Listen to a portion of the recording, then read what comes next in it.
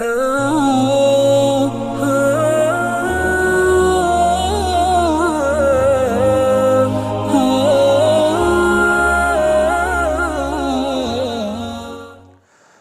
ونصلی علی رسولہ الکریم، اما بعد۔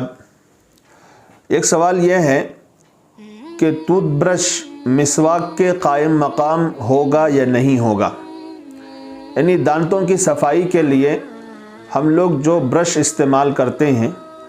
وہ مسواک کے قائم مقام ہوگا یا نہیں ہوگا، یعنی جس طرح مسواک میں سنت پر عمل کرنے کا ثواب ملتا ہے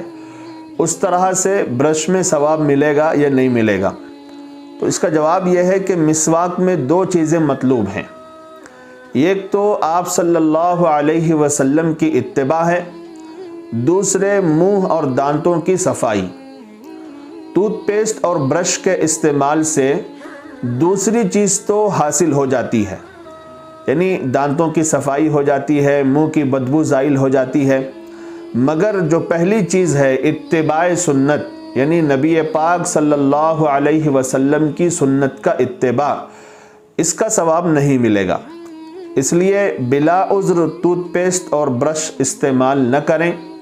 اور اگر ضرورتاً کرنا ہی ہے تو ساتھ ساتھ میں مسواک کا استعمال بھی رکھیں۔ اور عام طور پر سب کے سب لوگ، چاہے وہ مسلمان ہو یا غیر مسلم ہو، ٹوتھ پیسٹ اور برش استعمال کرتے ہی ہیں اور آج کی ضرورت بن چکی ہے، تو لہٰذا مسلمانوں کو چاہیے کہ اتباع سنت میں مسواک بھی استعمال کریں اور ٹوتھ برش بھی ساتھ میں استعمال کر لیں تو کوئی حرج نہیں ہے۔